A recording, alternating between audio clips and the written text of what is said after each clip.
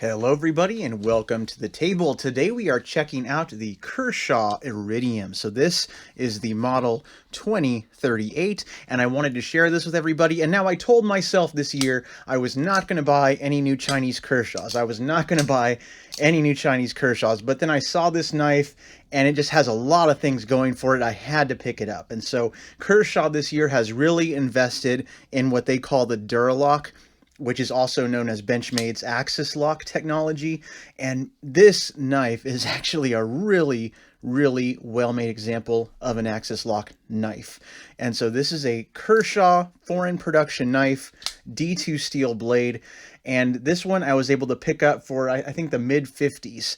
And that was with a coupon code. So really good deal for what we're getting here. So let's take a look at the knife. And first we will, of course, check out the specs, because this is a good medium large size folding knife. So we can see the blade length here easily comes in at 3.5 inches. And the overall length is in excess of 8 inches, so about 8.25 inches there. So it's a big hefty folder in hand, but it's still relatively lightweight because of these aluminum handles. So the weight of this knife comes in at 3.3 ounces. And so fairly lightweight, a good sized blade. The blade itself is gorgeous. Look at that spear point blade with this swedge on top, these satin grinds. They did a really good job here. And I hate to be gushing, but this one is just really impressive. So on the show side here, we can see there's just the Kershaw logo. We have dual thumb studs. And on the reverse of the blade, we have the model number, just like every other Kershaw knife. We also have the little insignia there showing that this knife was designed by in-house Kershaw designers, so it's not a collaboration with an outside knife designer. But that suits me perfectly fine, because of course the price is going to be a little lower because of that. So we get this beautiful satin D2 blade. It is absolutely razor sharp out of the box, so of course no issues there, and I wouldn't expect any. But really, of course, the showstopper here is this Axis Lock action, because a lot of their foreign production knives at Kershaw this year came with an Axis Lock. This is one of the few, it might be the only one actually, I have to look it up, that is a manual opener. So there's no spring assist, there's no flipper, it is just a manual thumb stud opening knife for those people who like the traditional way of slow rolling your knife open. Nothing alarming about it. It just opens up nice and smoothly. But if you want to flick it ninja style, boom, it's going to do that for you. And running on bearings, this blade has an excellent action. You can see it just closes under its own weight. So if you're not used to a drop shut action, that's something you should pay attention to, of course, for your own safety. But being on bearings, we can see the centering is absolutely excellent here. We do have a backspacer with this nice copper color, all one piece, and it has a nice big lanyard hole back there if you need that. The pocket clip, deep carry pocket clip, classic Kershaw pocket clip, and you can see it is completely flush with the handle. So again, kudos there. It's reversible, left or right hand side, tip up carry, so they got that right as well. And the handles themselves are this gray aluminum finish. And you can see that there's a slight micro texture on there, but it is fairly smooth. The good news though, of course, the smoothness makes the knife really easy to get in and out of pocket. And in fact, when you're carrying this knife in pocket, really the only thing you see is some of this copper color sticking out. So it's a very nice deep carry pocket clip option.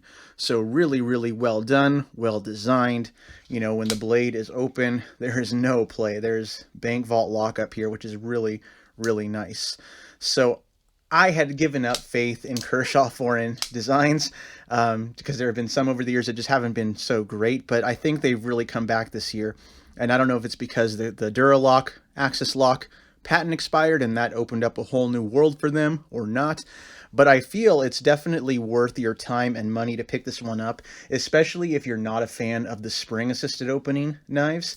Now, if you love those, nothing wrong with that. There are several options as well with the spring assist, but some of those also have the plastic handles, which does feel slightly less high-end when it's in your hand. I think this aluminum is just classy, semi-high-end, you know, for Kershaw at least. But what's amazing is how it compares to some other Axis Lock knives. So I have two on the table that I will show you. And of course, the number one comparison everyone's going to think about is, of course, the Benchmade Griptilian. So in terms of overall length, these knives are super, super similar. So now if you just threw some aluminum scales onto your Griptilian, that is the Kershaw Iridium here. And so, of course, the Benchmade does have the advantage. It's made in the United States and has that warranty to back that up. But that being said, Kershaw has an excellent warranty as well. And we can see just side by side how these two knives compare. Big difference in the thickness. But again, if this Benchmade had aluminum scales, the knives would be very, very, very similar. So really, really comparable to the Griptilian here. And this is the full size Benchmade Griptilian because this Iridium does have that 3.5-inch blade. Kind of on the smaller side just because it's what I have to show to compare. This right here also uses, of course, the Axis lock knife, but this comes from O-Knife or O-Light. This is their Rubato 3. The Rubato 3. And of course what they did is they took the Axis lock, put it in their design, and this one's actually a better comparison for the mini Griptilian, but you can see the side by side we have deep carry influence. We have aluminum handles on both models, dual thumb studs on both models. And one thing that we see in the Rubato that we don't see in the Kershaw is if you look inside the handles here, you'll notice it is skeletonized to get that extra little bit of weight reduction. And so we have full steel liners on the Rubato, whereas the Kershaw probably didn't go that route because we can see the liners are somewhat nested in those aluminum handles. But even without skeletonization, this is still 3.3 ounces, which is amazing for a knife that is over 8 inches long, 3.5-inch blade. So pretty darn impressive with what we have here. You know, this really does tempt me to go pick up some of the other newer Kershaws from this year. I am kind of tempted. I do believe one of their new models, this one runs on bearings. I do believe one of their new models also runs on bronze washers, and I'd love to see that action to see how it compares, because a knife like the Benchmade Griptilian here runs on washers, which of course is great for the Griptilian, but I'd love to see how a modern Kershaw does on it as well. Same thing, they have a flipper with the Axis lock, and that's something that Benchmade has always traditionally struggled with, to create a flipper using the Axis lock that actually functions well. Their flippers tend to be kind of demonized out there just for lack of performance. But this right here is the Kershaw Iridium. If you want to see any other comparisons or have any questions about it, feel free to drop a comment below. I'd love to share information with you guys, and I know there'll be a lot of other videos on this knife because it is so new and it's going to be a hit. So I would love to see some extra steel options, color options in the future. If you're listening, Kershaw, please do that. Have a nice day, everyone. See you later.